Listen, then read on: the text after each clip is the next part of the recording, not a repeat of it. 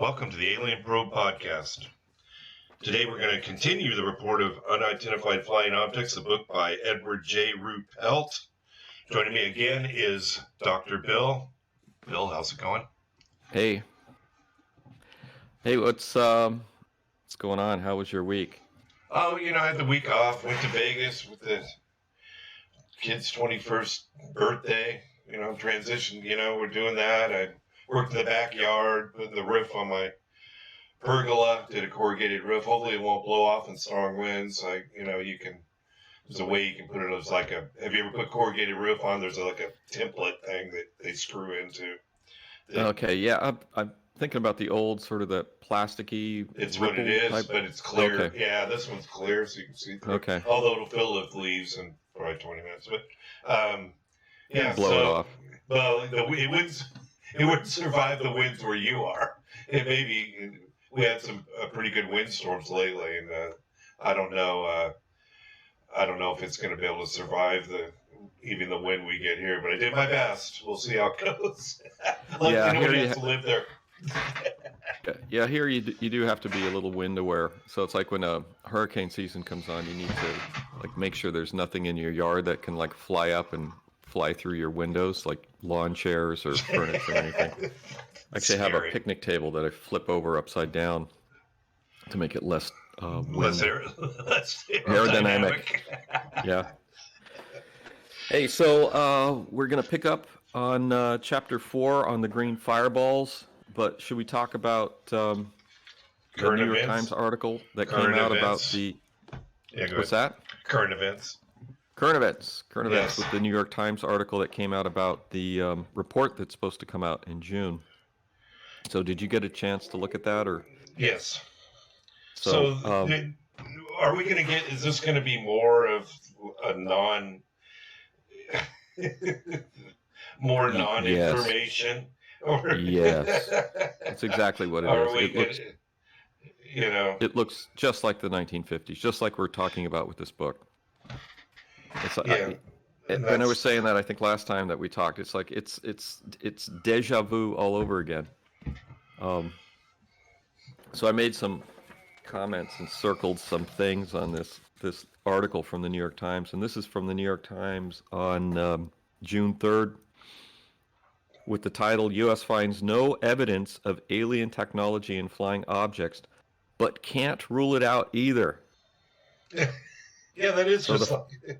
Yeah. Isn't that great? It's just like the book. Yeah, we don't know. Why don't you just go, we don't know?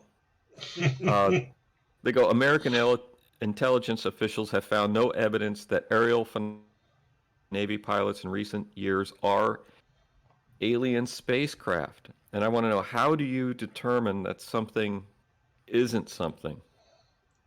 So how do you... It's not an alien spacecraft. Okay. There's a lot of things it's not. It's also not a large dog. It's not here. Not. But you can look at it and go, well, it doesn't look like a dog.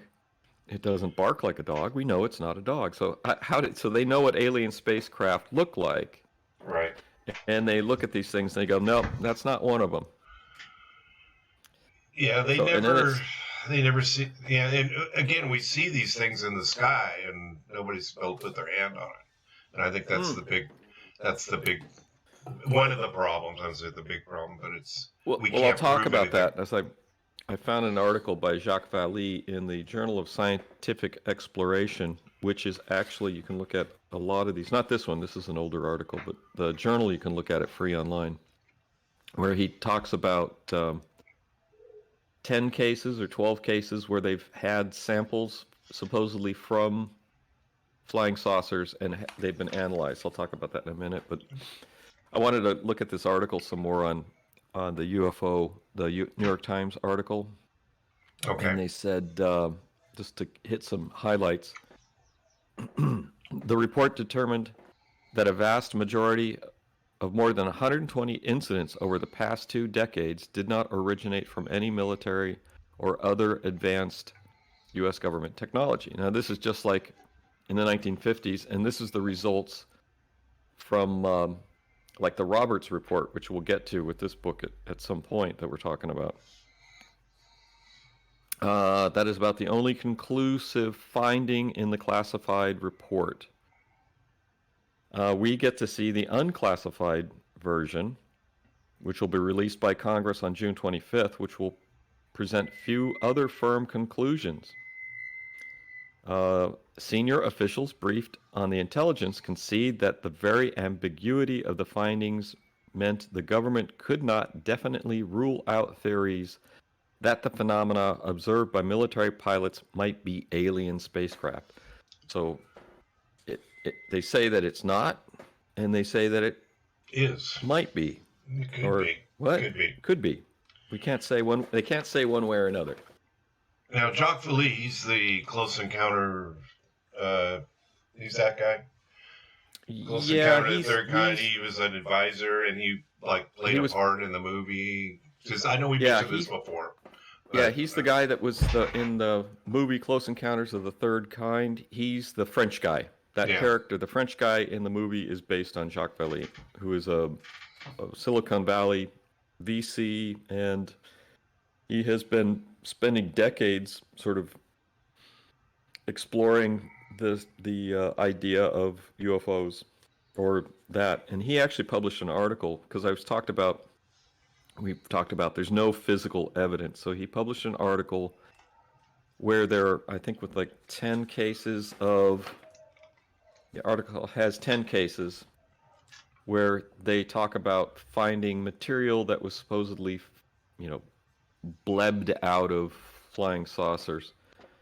And one of the things that I didn't articulate very well last time that I was trying to talk about is if you find a sample from a flying saucer, it's, I didn't see that you could actually find something that's going to tell you much other than, because we know pretty much all the elements. I think we do know pretty much all the elements in the universe. So you're not going to discover a new element with this stuff. But they did have a couple interesting things in this article. So, and he has some of his classifications. They have, I think we talked about a while ago, the guys in the boat off in Puget Sound in Seattle, which said that they had flying saucers were flying over them, over the boat, and one of them looked like it had trouble, and then another one hit one of them, and this bunch of material came off it and rained down on them, and the material actually killed their dog in the boat. Yeah.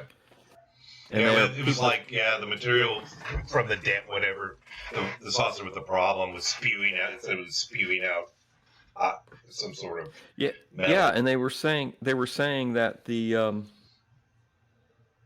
and what we saw was that they attributed that the FBI his line is the FBI in a very confused series of investigations attributed the case to a hoax.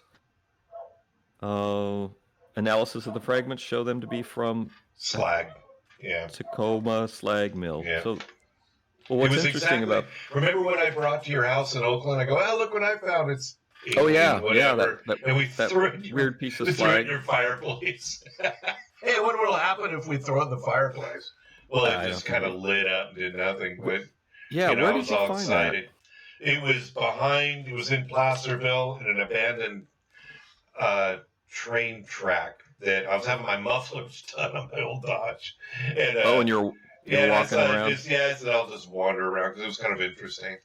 And I just walked up this abandoned because, I'm always looking for something that might be a mystery, but I never find anything. But not yet. Not yet. I haven't ventured out of too much of California yet. So I go back and I find these, and it wasn't all over the place. It was just everyone. What the hell is this? So I picked one up. Of course, carried it in my pocket like a 4-year-old, and then I brought it when we went down to visit you that time. I brought it because you're a PhD, and you must know what this is. I have knowledge because I'm just a manager.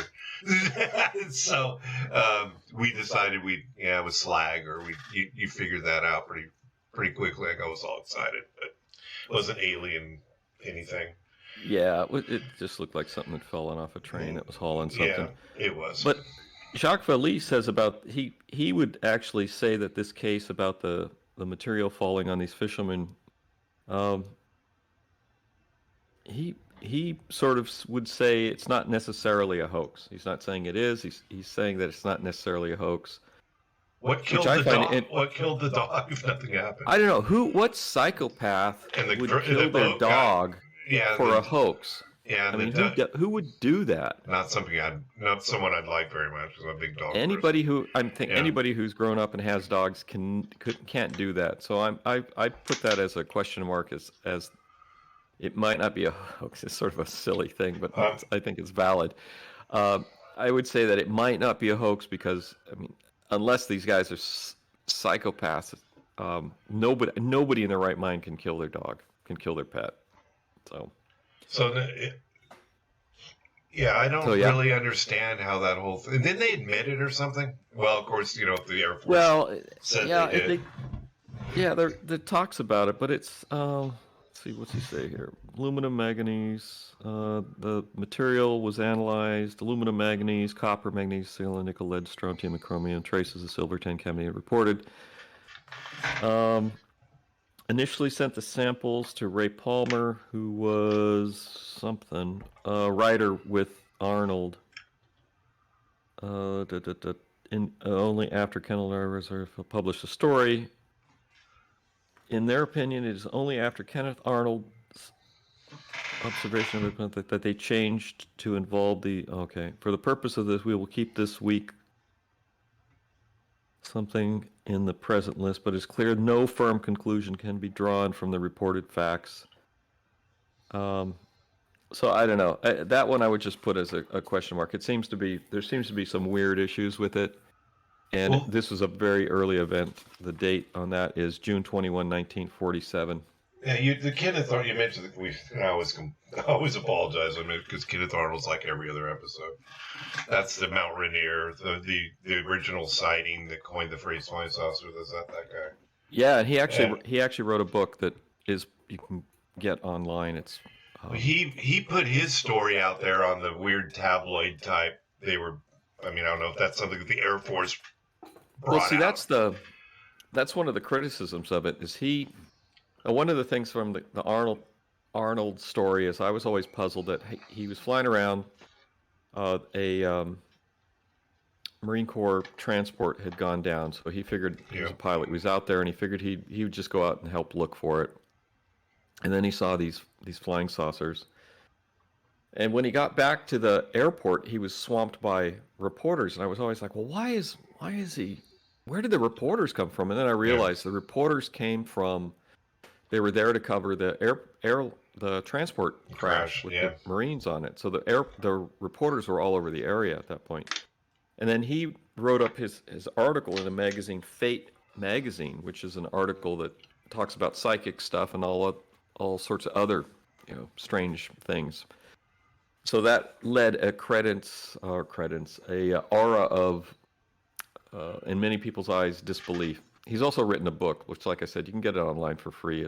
It's open copyright. And so I don't know. Which story was it where there was witnesses of some kind to one of the events, and they were flying back, and it was another air crash of another C-47, probably. You remember that? Oh, that was the that was the one with the slag. Yes, I think that was the one with the slag. So they're flying back. Yeah, remind me of that. Their plane crashed, and the investigators got killed, or whoever investigated it. The two pilots or whatever that talked to these guys, they got killed, and that added an additional level of sort of mystery. Conspiracy. Everything's a conspiracy. That's right. To that whole thing. So yeah, who knows? But the Arnold, I think, his book will eventually. I want to get to that. Check that out. See what that says. But I can't imagine that he has much more to say other than I've seen it. But he did write a book on it. So some of the two. I'm going to just talk about briefly these other cases where people found. Material that came from supposed UFOs, and one of them is on November 11th, 1956, Vado Island, Sweden. And these guys Um, one of the things that you're starting to see, and it's at the end of this book that we're talking about, is at the end of, in the late 50s, people started reporting that in the presence of UFOs, their cars would stop, like you saw in Yeah. Close Encounters of the Third Kind, where the car engine would stop, and the UFO would interfere with the electronics, and automobiles would no longer run. So these guys, two Swedish guys, their truck engine sputtered and died. Objects slowly glided down and illuminated the surrounding landscape with such tremendous amount of light that even a barn half a kilometer away was visible as if the sun was shining. After about 10 minutes, the light intensified, the object lifted off. They went up and they investigated further and found a shiny rock that was hot to the touch. It was a 3-sided piece of metal about the size of a matchbox. And the analysis of that was one of the more interesting ones in this. And that turned out to be, it was analyzed professionally, and the general conclusion was that the object was composed of tungsten, carbide, and cobalt, consistent with manufacturing products. And all industrial countries have companies which produce such hard metals, and the manufacturing technology is in principle the same. But with this piece of material, the overall quality of the material was outstanding but not unusual for the 1950s. Why is this thing dropping debris off of it? Yeah, falling apart or trash? It drops trash. The impression, yeah, the impression is that this was like a craft that was in trouble, and so it sort of like settled down for a minute, and then a piece came off it. Wild. The other one that he talks about, which is a better one, and it was December 17, 1977, Council Bluff, Iowa, and this had like 11 witnesses. People saw what do they see? They saw an object that crashed to the ground in the vicinity of the dike of Big Lake Park at 7:45, followed by flames 8 to 10 feet high. When they reached the scene, the witnesses found a large area of the dike covered with a mass of molten metal that glowed orange-red, igniting the grass. Police and firefighters showed up within minutes. One law officer described the molten mass as boiling down the edges of the levee over an area about 4 to 6 feet. They did a analysis of it, and it was chiefly iron with a small amount of nickel and chromium. This composition excludes meteoric origins. And so the analysis of this, so the metal wasn't exciting, but they said that for the amount and mass of the metal, it was very difficult for somebody to put it there as a hoax, because they're saying you would have had to have molten iron, like in a container, and you would have had to dump it on this dike. So, a couple things about iron. One is the meteorites are made of a lot of iron. Well, they said the composition excluded meteorites. Really? And there's no crater. Yeah. And the analysis said it was probably man-made. What year was common this? Type of manufacture. What year was that? What they can't figure out is if it was a hoax, how they transported the metal and got it there. Yeah, I mean, what year was that? And there was a bunch of witnesses. I'll tell you the witness 1917 or something, was it? Or what year was that? This was 1977. So the initial witnesses were Kenny Drake and his wife, and Kenny's 12-year-old nephew. 2 witnesses, Michael Moore. Michael Moore was there. Yeah, he's a documentary filmmaker. And his wife, Chris, reported seeing a hovering red object with lights as they crossed the street on their way downtown. Big round thing hovering in the sky below the treetops. It was hovering, it wasn't moving. Red light around the perimeter, blinking in sequence. Middle-aged couple who saw the event spoke to the investigators by telephone, stating that they had seen a bright red object rocket to the ground near Big Lake, but refused to be identified. 4 teenagers in a small foreign car spoke to the Drakes at the time of the incident, but did not make a report. Secondary witnesses were the assistant fire chief who took the call, police officer Dennis Murphy and Robin E. Allen, and stated the center of the mass metal was too hot to touch when he arrived on the scene, and only 15 minutes after the incident, and it remained so for about an hour. So if it was a hoax, it was a pretty good one. And they also investigated, because it's near an airport, if it was possible that it was a plane, and there was no planes that came through there at that time. Well, so there have been. The thing about iron is it's pretty. The thing about iron is pretty heavy. I can't imagine, unless it's a variant and a mix of, who knows what it is, how that would work with a UFO. But typically, iron is very heavy. I wouldn't use it to make a spacecraft. But I don't know. The other one where it's the other one is interesting because it's a very high quality. I can't remember what the material is.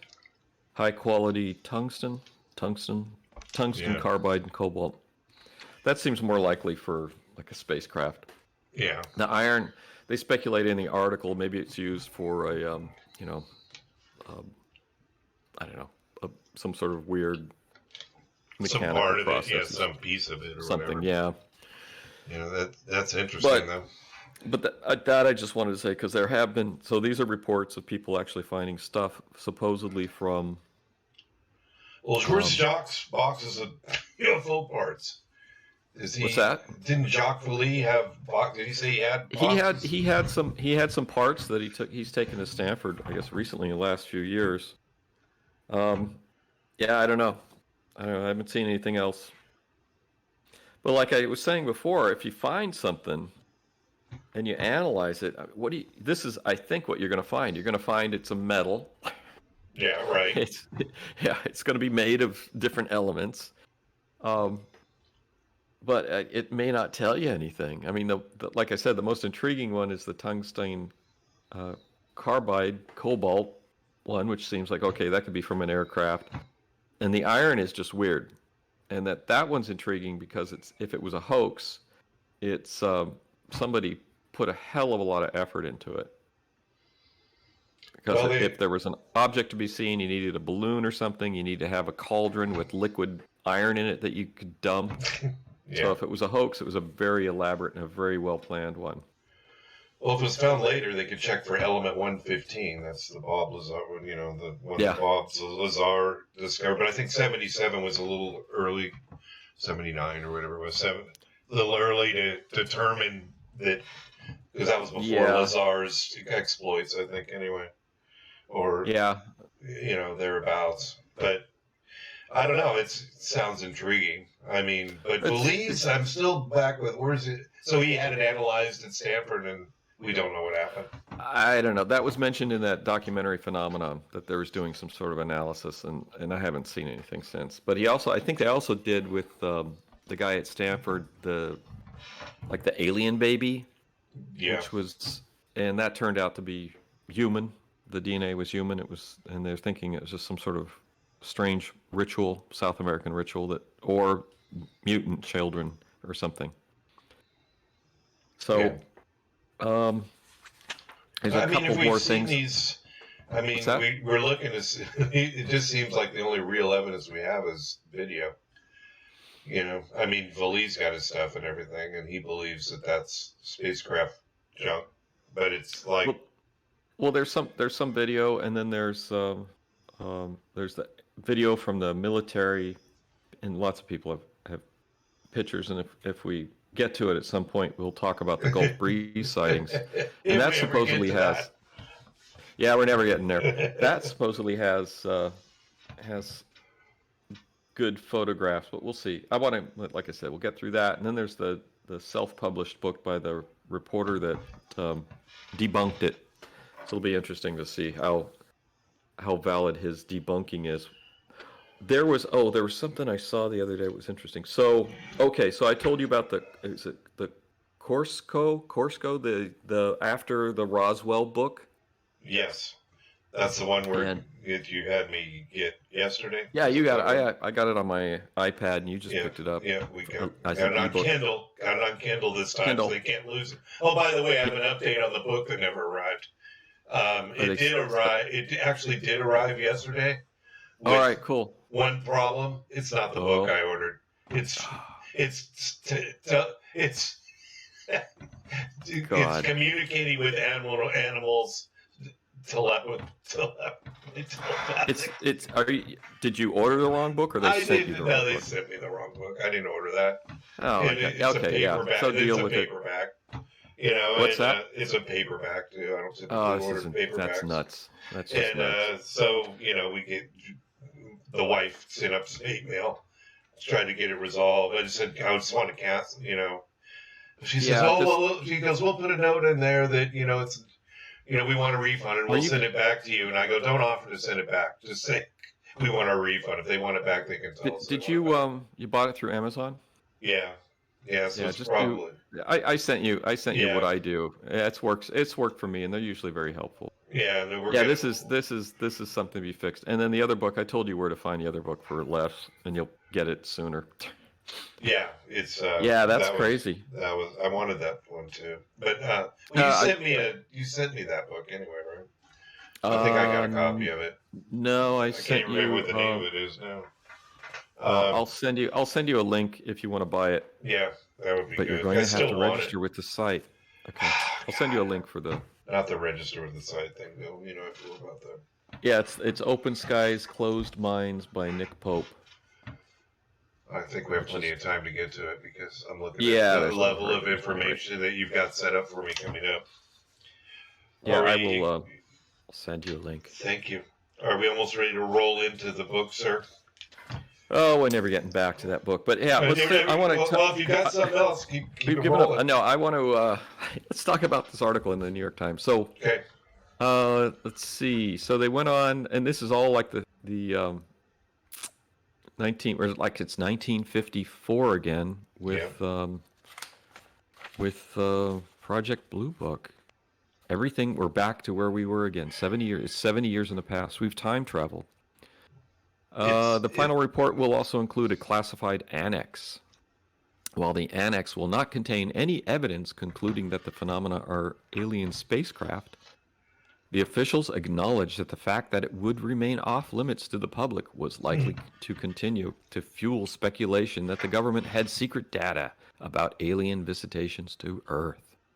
Well, no shit. They're not giving a shit again. It's basically. Yeah. You'll get a report, but it'll be like the last one's all redacted. The people are redacted. Most of the information is redacted. There's no only information here.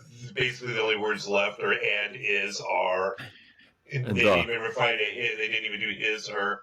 It's like, what am I reading here? And it's everybody's all excited. And people are extracting the information and putting it on websites, and I'm opening it up going, well, it took me 1 million years to read this, but what I read, I was not impressed. I mean, sure it's in there. Yeah, and we'll see how this comes out. Yeah, we'll have something to talk about, but I mean, this report will be something you could talk about with other people too. I think it'll generate a lot of discussion. I'm hoping they have something to talk about. That's Well, apparently they have incidents. So they did talk about a few incidents here, and they said in reports examines incidents involving foreign militaries today, at least some of the aerial phenomena could have been experimental technology from a rival power, most likely Russia or China. Hey, I sent you that thing about the drone being chased by 2 police helicopters in, I can't remember where it was, Phoenix or someplace? Yeah. That's crazy. And a drone that can go to 14,000 feet, and it went into cloud cover to escape the helicopters, because the helicopters won't go into cloud cover because they're visual flight rules. Right. Craft, they have to have... they can't go into clouds. So that's just too wild. It's so somebody's has, very advanced drone technology that can escape helicopters. That's pretty impressive. Well, you mentioned nuclear. They can do that with a small nuclear reactors or nuclear. You probably understand? Oh no, I was just saying it was something like so the rovers on Mars have nuclear reactors, and all they are is they're just heaters. So you have nuclear material in there, it gets hot, and then they use a what is it called? It's thermal transduction, so to create electricity. So can that work on an aircraft, or is it too heavy? It works for the rover, but I don't know how it works for the rovers. The rovers might just use the. I haven't studied the rovers. The rovers, I would assume the rovers just use them to power batteries to keep the batteries charged. The same Right. thing. So it's an alternative to the solar panels. It's a better approach. And it's like after 50 years in space, it's like, oh, I can't have nuclear power in space because it's dangerous. It's like, it's pretty big out there. And so now they are finally willing to put nuclear power plants on some of these probes. Although there was an early one, if you watch the movie The Martian, Yes. which the Viking lander had a nuclear. One of my favorites. Oh, it's a great movie. Great movie. Good book too. One of the Viking lander, I think, had a nuclear power pack that he used to heat his cabin in the crawler when he was traveling. So they've used them before, but they've shied away from them. They use them for the deep space missions because solar panels aren't the best option for power. They're okay, but I don't know. So nuclear is okay. Nuclear is okay. And Bill Gates and who's that other guy? The other billionaire are building a new type of nuclear power plant somewhere. They just announced. Anyway, No, I don't know. So nuclear is on a rebound, and it's green energy. So so they said that blah blah blah. I like the officials spoke on condition of anonymity because they're not authorized to speak to the publicly, but they're talking publicly anyway. Yeah. How's that work? They can talk. They just can't say anything. Yeah. Is that supposed to be? You're talking about classified stuff. Is that okay? They just don't say anything of significance. Yeah. So it's not. My lips are moving, but I'm not saying anything. The phenomena where Chinese or Russians research had outpaced American military development, which is a way of saying more money to the Pentagon. We need more money. They don't have enough money. In one encounters, then they talk about encounters. Oh, this just irritated me. In one encounter, strange objects. This will be one of the reports that they will talk about in the report when it comes out. One of the incidents. So one encounter, strange objects. One of them, like a spinning top moving against the wind, appeared almost daily from summer of 2014 to March 2015. So high in the skies over the East Coast, Navy pilots reported to their superiors that the object had no visible engine or infrared exhaust plumes, but they could reach 30,000 feet and hypersonic speeds. Okay. All right. It's going on for a year. It's going to be there. After a month or two, it's going to go, this is probably going to happen again. Yeah. Why don't we get some information? Why don't we get some? Yeah. Why don't we get some footage? Why don't we do something? Why don't you shoot it down? And then collect the debris. Oh, it's a drone. I think I don't know what they're worried about. That there's going to be people in there, or there's going to be. It's like the drones that were on the West Coast down by Catalina and all that down there, where it's like, what? Just shoot one. Okay, it's right over your helicopter deck. Just shoot it. Just shoot it. And it's like, you got one of them, now you can understand what's going on with the rest. It's like they know, it's like they know that there won't be an aggression toward them. Yeah, I mean, it's just crazy. If this is going on for a year, it's like, why not have a crash program to thoroughly document it, capture it, or shoot it down? Well, we can't shoot it down. It's in international airspace. Well, that's because what happened over in Iran and all that, where we accidentally shot a passenger jet down. Oops. Oops. We've done it before. Happens, it was an accident. It's okay. It's not my. Anyway, so here's a prime example to actually study this phenomena, study it in detail, and it's like, well, we don't know what maybe that's the classified appendix or annex in the report. So it also said here the Defense Department had been collecting such reports for more than 13 years as a part of the shadowy, little-known Advanced Aerospace Threat Identification Program, also known as Project Bluebook. And then they stopped it, and then they started again, and they renamed it the Unidentified Aerial Phenomena Task Force, force, whose acronym is Project Blue Book. The task force was to detect, analyze, and catalog sightings of strange objects in the sky that could pose a threat to national security. Again, we're back in the 1950s. Right. And also to encourage pilots to be encouraged to speak about what they saw. We're back in the 1950s. Well, the Air Force did that, and if we get to that in this book, but in this book, they also, that was part of what Project Blue Book was going to do, was to encourage pilots to report what they were seeing so that they could gather data. And that's 1952. And they did that. And then they had and I'm jumping ahead and we'll get to it in the book too. And then they had the Washington incident with the flap over Washington with all the UFOs, and they kicked the reporters out of the radar room and Yes. and all this other stuff. And after that, they had the press conference, which basically said, "Oh, gave the impression you're crazy if you look at UFOs or something." And then the pilots, after this thing, just said, "I'm not going to report this anymore." So they went from so we've been in this rodeo before. Well, now though the government's allegedly is encouraging military and civilian pilots to report, without consequence, allegedly. That hopefully, and it's just crazy that they had a year to study an object, analyze an object, track an object, except for the fact that it could outfly our fighter jets, which is scary. Which I think would motivate you to actually gather information on this. If somebody was flying something like that, you'd want to know everything you could about it. Like we do every time, even since the 50s. Yes, we've studied these things. I wouldn't say that they hadn't done anything. I'd say they probably did something. They haven't found out shit like they have never possibly found out anything. I mean, or what they found out, we don't. To your point, we may not know. We simply don't know what they say they're going to tell us. They're not going to tell us anything.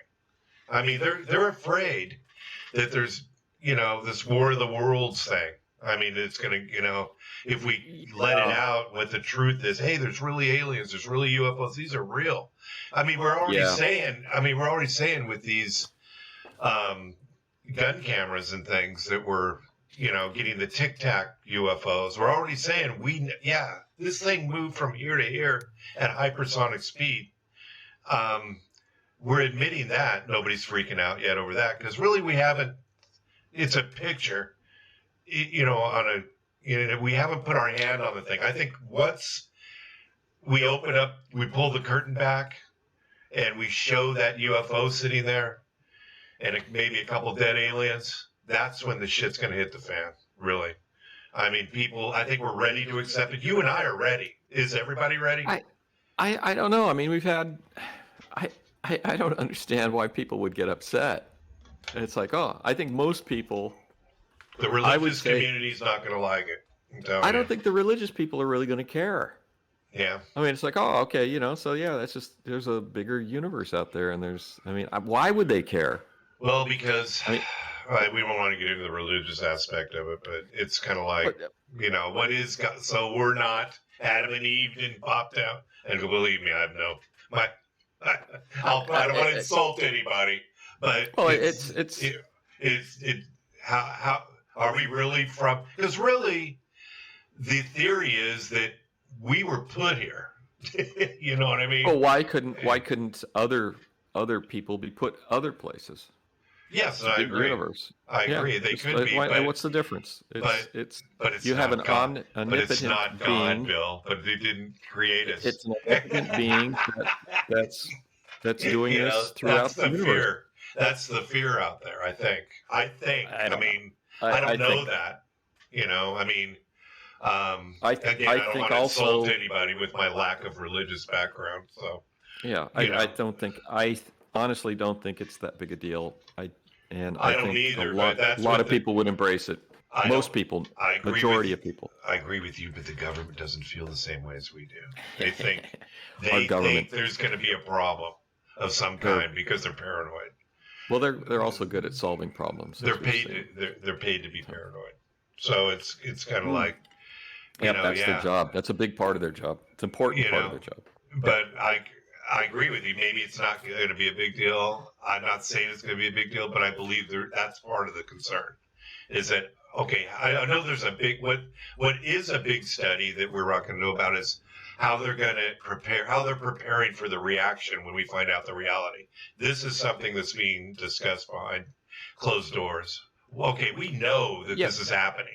When we release the real facts, the government always does contingency plans and stuff like that. So they have secret reports and plans and stuff on how to deal with this. So they've probably been updated and revisited every 5 years since the 1950s. Yeah. So they have contingency plans for this, but I mean, this isn't, as we're looking at this stuff, this isn't the 1950s anymore, and or even the 60s. I can't imagine it being that big a deal. Anyway, I can't either, but it could be. That's what they think. Yeah, yeah. I don't know. Mean, what's going to happen when we open the garage door at Area 51? We show 5 flying saucers of all different kinds, and a couple of dead aliens, and then maybe an alien that flies the thing because we're not, or like you said, small, tiny really guy. tiny, get in the plane. A really tiny pilot, possibly who's an adult, get in that and fly it. And like Lazar said, the disturbing part is when they hit him with the stick to get him into the plane. That's what's the disturbing part. Yeah, that's as we have a history of doing. Yeah. You know what? But I don't think there's a fear. I think there's more curiosity. Like when we went, as we'll get to, the Grudge Report and all that. There was just, it's we are not in the 50s, so we have a lot of tech and we've got a lot of information and we have access to, social media.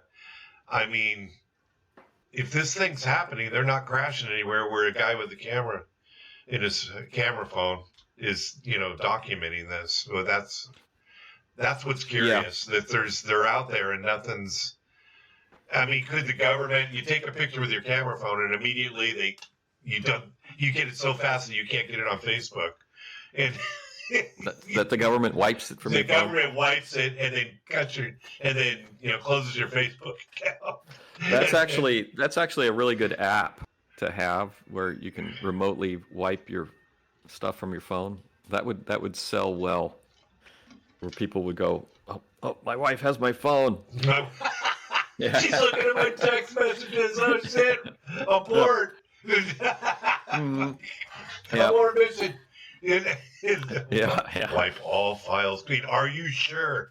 See, it's the problem is it's going to be, she's got it in her hand, it, and it's that fateful, are you sure? It's the time when you say do it, and it says, are you sure, is where she's picking up.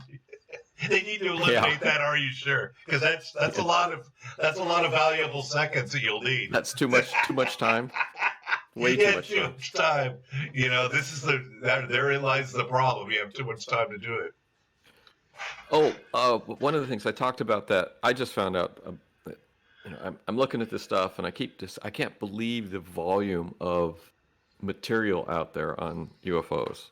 I mean, there's good and there's bad stuff, and by good and bad, it's stuff that I look at and I say, okay, this is worth reading, and then there's the stuff that, I'm not sure I should invest my time into. But that book that I sent you, that you picked up, you got the ebook, I got the ebook.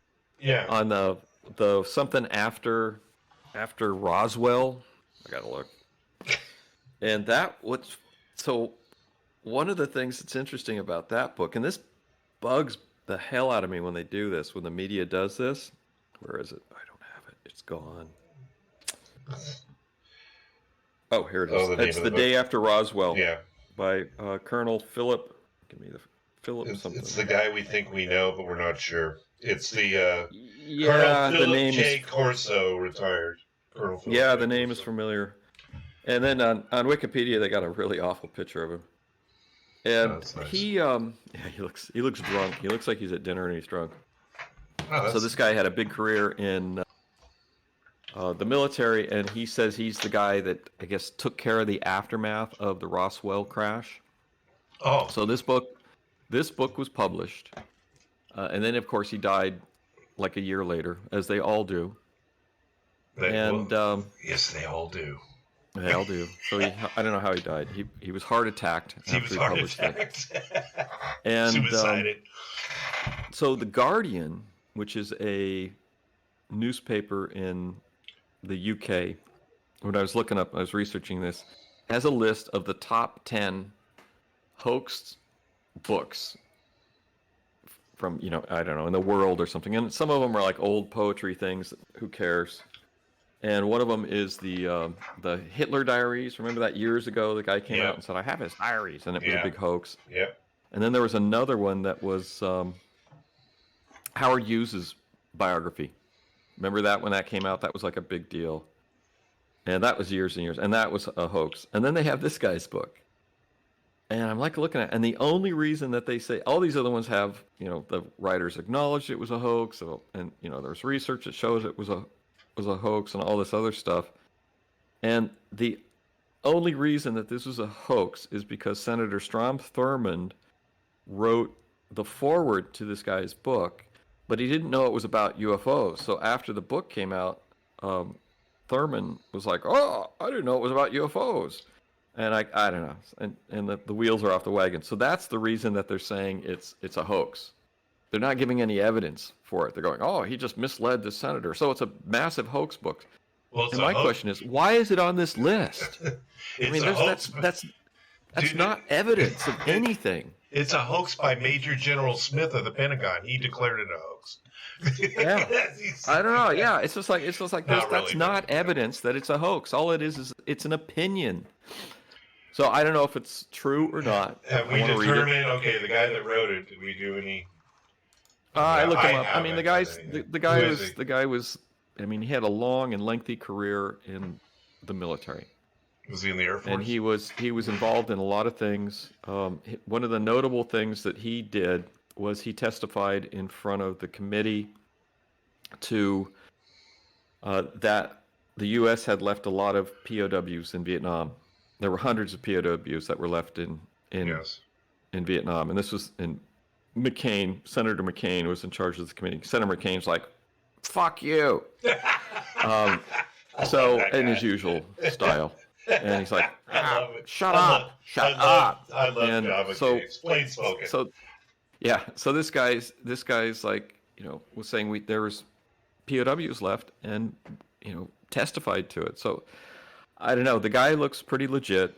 I don't know why somebody who had a lengthy and a rather successful career in the military for so many years would come forward and go, I'm going to write a book on UFOs just for laughs. Well, they got the bones of American soldiers. And do you know what president actually got those over into the United States? They were done before, but they were animal bones. They weren't human. Oh, there's been an ongoing recovery effort for getting remains from Vietnam for decades. I read some of the details on the stuff, but you're saying which president has done? Is it a recent president that has done more work? It's a recent president. It's a recent. Is this the one that is this the one that we're no longer allowed to talk about? Yeah, we don't talk. Excuse me. I have to take my MAGA hat off here before I. Yeah. Yeah. So he that was. I noticed that was.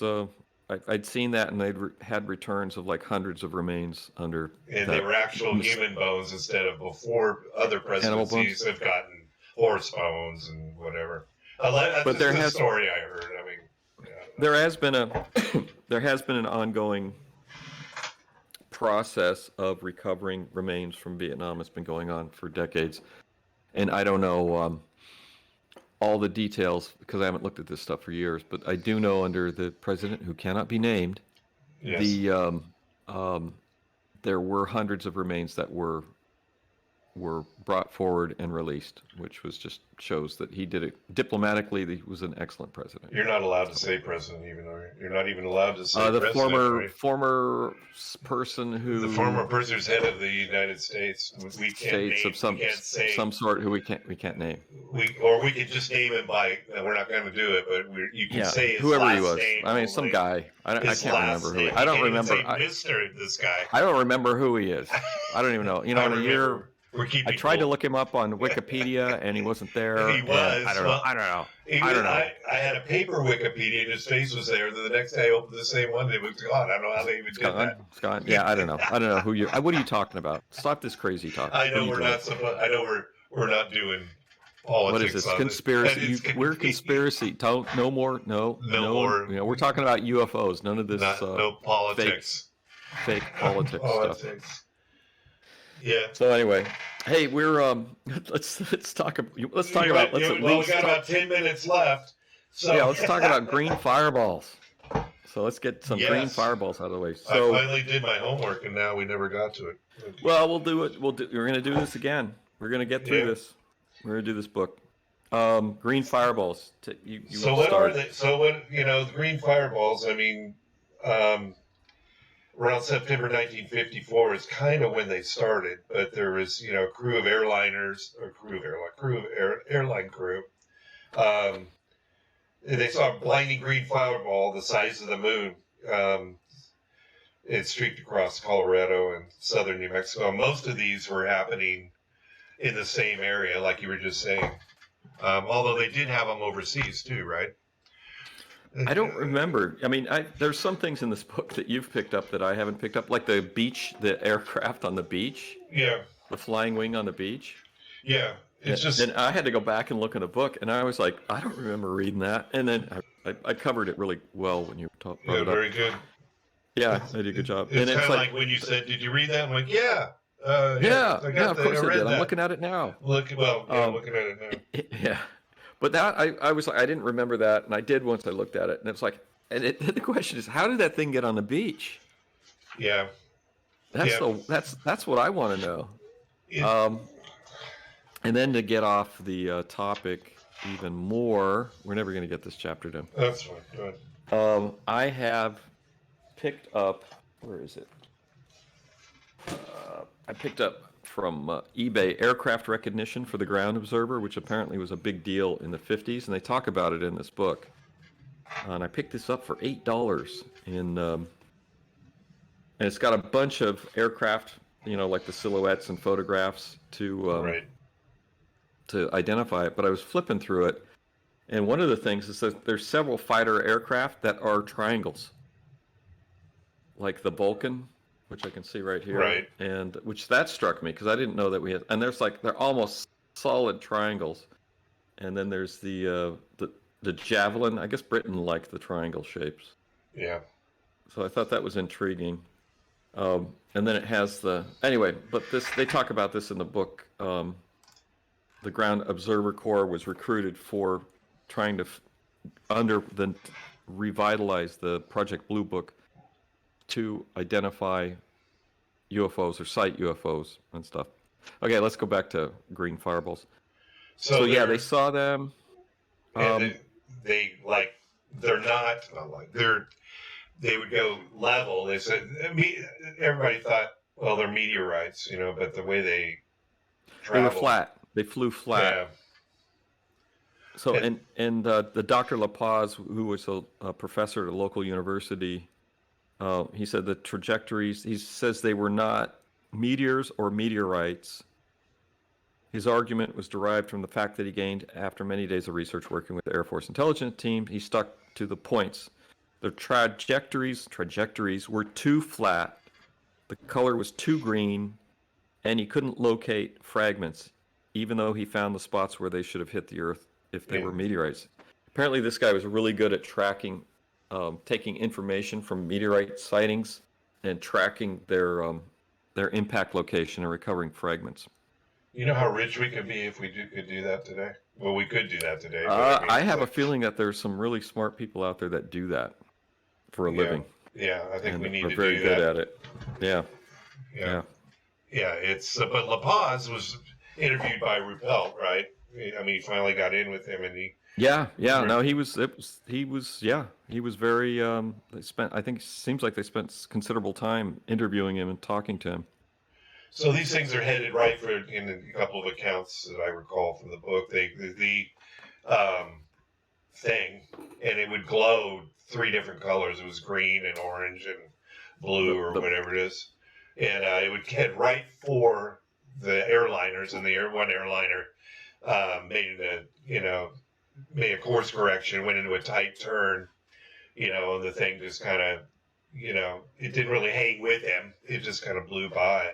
But it was kind of weird how it would go right toward the aircraft because I don't know if it was La Paz who took the ball. He had a ball. He says, "This is how it is," or no, it was maybe one of the pilots spray painted it Kelly green. They keep saying Kelly. I keep thinking Oakland Athletics. well, they're supposed to be a really,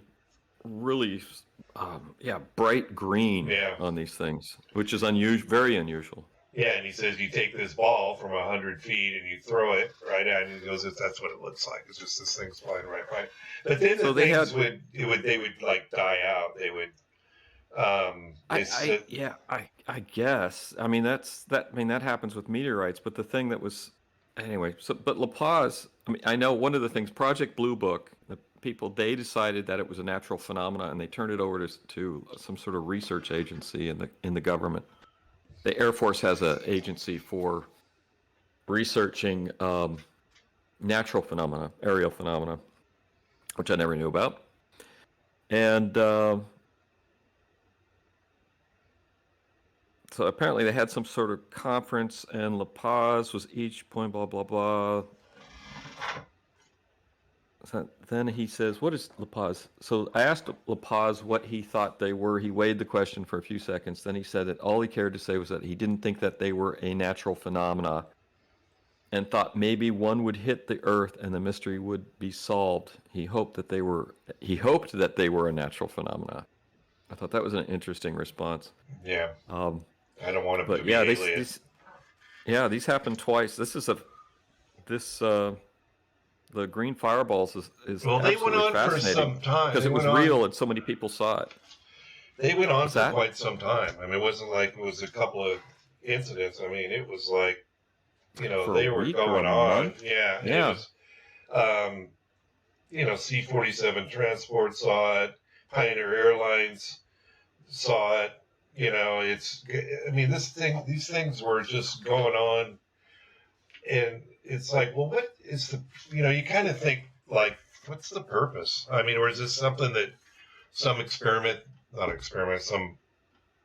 that we're doing? And why can you see the light in the front? That's always it looks like a fireball. Yeah. And it's like, what is it? I mean, we don't typically see exhaust plume from the front of anything.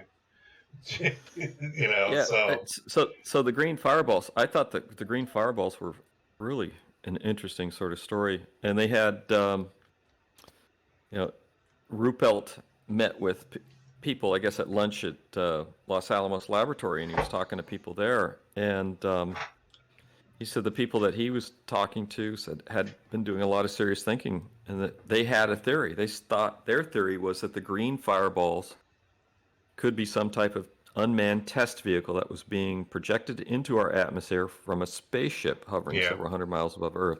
That's a wild ass theory. 200 dropping down into the atmosphere close enough, like 200,000 feet, and just dropping these things off. And remember, we did have Star Wars and all that. I mean, that's a whole different thing, though. But I don't know. That's a little bit early. I think that way early.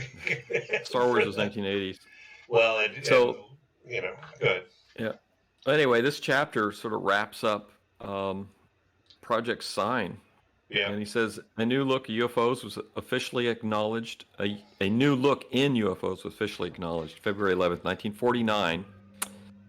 When an order was written to change the name of the OVER project from Project Sign to Project Grudge. Good old Project Grudge. Yeah, we don't like Grudge. But that's going to be on the next chapter that we... Yeah, the Dark Age. Yeah. The Dark Age. So we're going to go ahead and wrap this one up, sir. Yep. Yep. Bill, thanks for joining us. Thanks for listening to the latest episode of the Alien Probe Podcast. We welcome comments, questions, or requests to alienprobepodcast@gmail.com. Visit on Facebook at the Alien Probe Podcast. Website, alienprobe.net. Twitter and Instagram at Alien Probe Pod.